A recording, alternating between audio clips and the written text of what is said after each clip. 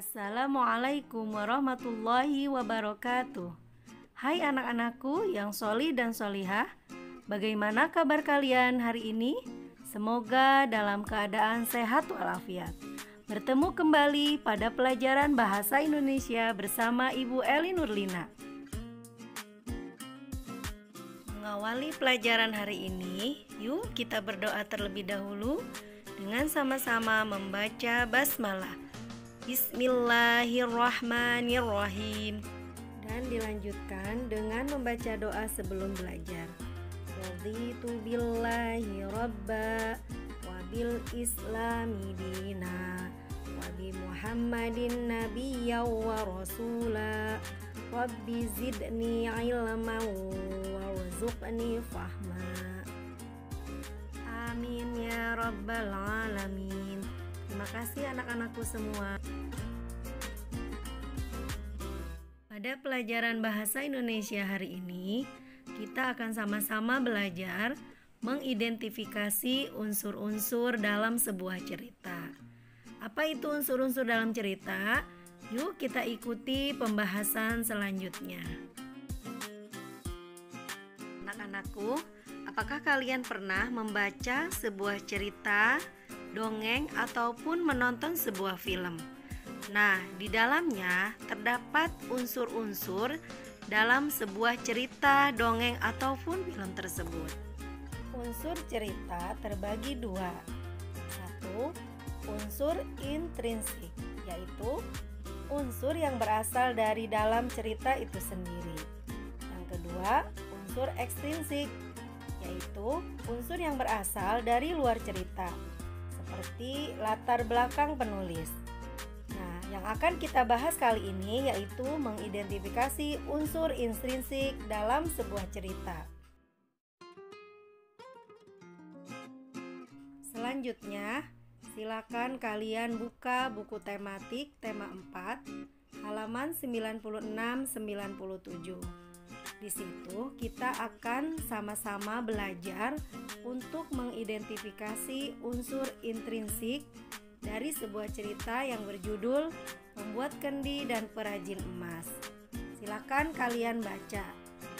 Untuk praktek mengidentifikasinya, nanti akan di-share sebuah film Nusa dan Rara yang berjudul Belajar Berjualan. Nanti kalian coba mengerjakannya. Unsur intrinsik terdiri dari satu tokoh, yaitu orang yang diceritakan atau terlibat dalam suatu cerita. Sedangkan berikutnya ada penokohan, yaitu sifat atau watak dari para tokoh yang terdapat di dalam cerita ataupun di dalam film. Contoh tokoh yang kalian baca dari buku tematik yaitu Pembuat Kendi dengan watak mukmin, pekerja keras. Kedua, Perajin Emas mempunyai watak pecinta harta, dengki, pembohong. Berikutnya, petugas keamanan mempunyai watak disiplin. Terakhir, yaitu pencuri yang mempunyai sifat tercela. Unsur intrinsik yang kedua yaitu latar.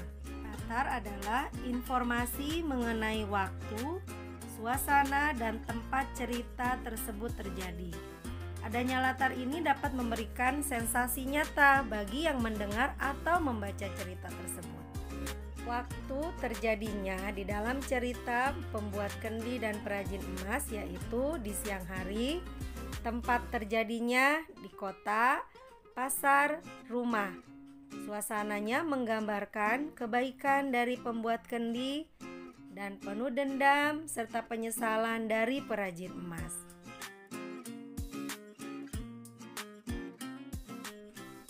Yang ketiga yaitu alur, yaitu urutan peristiwa yang membentuk cerita. Alur itu terbagi menjadi 3. Alur bagian awal, bagian tengah, dan bagian akhir. Pada cerita Pembuat Kendi dan Perajin Emas, dapat Bu Guru contohkan alur bagian awal yaitu perajin emas yang heran kepada pembuat kendi yang sangat dicintai masyarakatnya. Pada alur bagian tengah, karena perasaan dengki, perajin emas memfitnah pembuat kendi, dituduh sebagai pencuri, bahkan ingin mencelakakannya.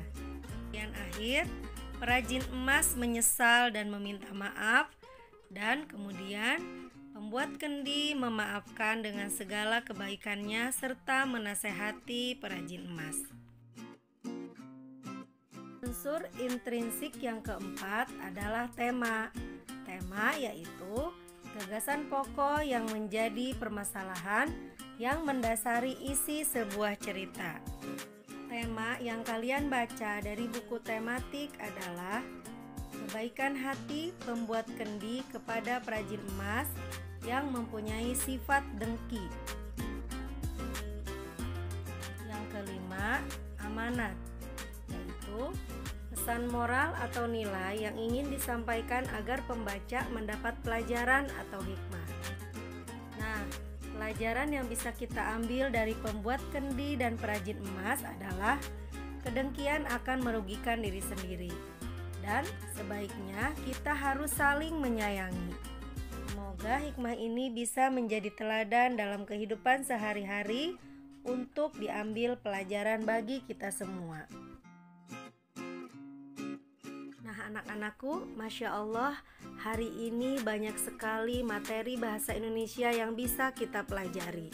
Dan nilai ukhrawi yang bisa kita ambil pada pelajaran hari ini adalah Rasulullah Shallallahu Alaihi Wasallam bersabda, hikmah itu adalah milik orang yang beriman yang hilang.